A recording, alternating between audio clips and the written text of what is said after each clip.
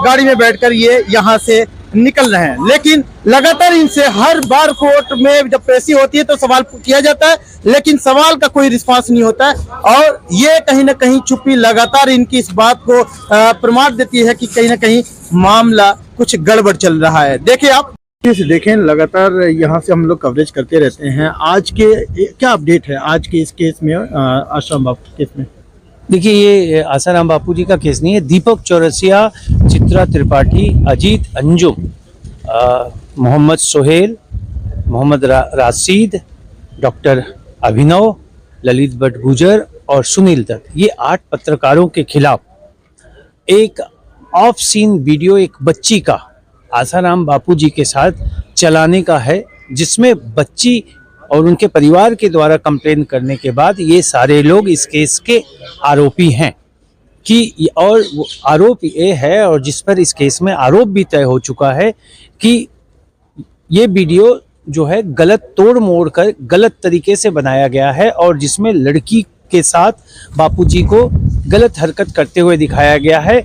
और उसी केस में कोर्ट ने इन 8 पत्रकारों पे चार्ज फ्रेम कर दिया है कई आरोपों के तहत, जिसमें 1-2 आरोप पोक्सो धारा के तहत भी है, पोक्सो एक्ट के तहत भी है। उसी प्रक्रिया में चार्ज के बाद अब गवाही दर्ज हो रही है और उसी गवाही के तहत आज 5 गवाह बुलाए गए थे। उसमें एक पुलिस वाले गवाह थे जो मालखाना से जुड़े थे, उनकी गवाही हुई। एक गवाह, एक महिला पुलिस अधिकारी जो इन्वेस्टिगेशन में कुछ काम किया था, वो आई थी। और एक SIT जो बनी थी उसके एक मेंबर जो उस वक्त SHO पालम बिहार थाना के थे, वो आए थे। तो सारे केस में जब गवाही शुरू हुई, एक गवाही तो हो गई मालखाना के, और जब SHO जो अब DSP बन चुके हैं उनकी जब गवाही हुई तो उन्होंने फिर कोर्ट से समय मांगा कि और भी पूरी तरह से तथ्यों को वो और डॉक्यूमेंट्स को एक बार देखना चाहते हैं गवाही से पहले, कि वो रिफ्रेश अपने मेमोरी को करना चाहते हैं। और दूसरे पुलिस के गवाह भी जो इन्वेस्टिगेशन से जुड़ी थी, उन्होंने भी इस ग्राउंड कह के तारीख मांगी। इसके अलावे जो ओरिजिनल फर्स्ट कंप्लेन हुआ था, जिस पर 0 FIR दर्ज हुई थी और जिसको नोएडा भेज दिया गया था 0 FIR दर्ज करने के बाद, वो ओरिजिनल कंप्लेन गायब है।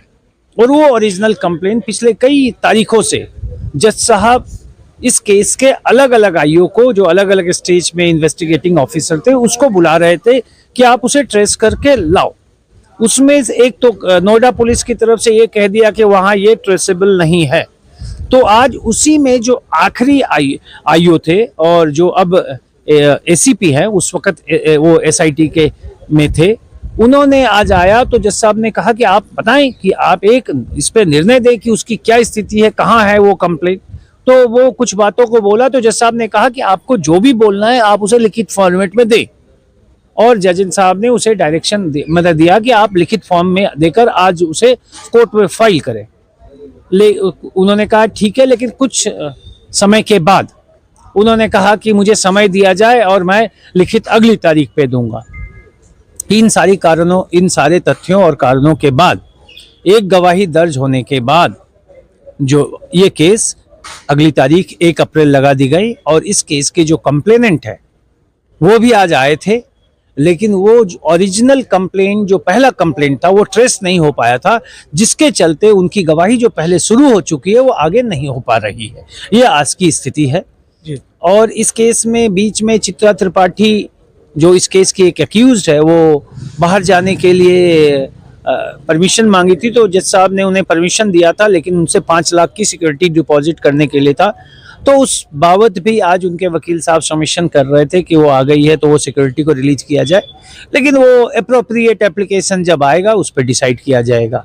ये सारी कार्रवाई आज हुई है और अगली तारीख 1 अप्रैल लगा दी गई है। तारीख पर तारीख जिस तरीके से मिलता जा रहा है, लेकिन मैं अगर बात करूँ तो यहाँ पे खासकर कुछ ये सुनने में आया है कि ये लोग हाई कोर्ट जा रहे हैं कि बार बार मुझे कोर्ट ना आना पड़े।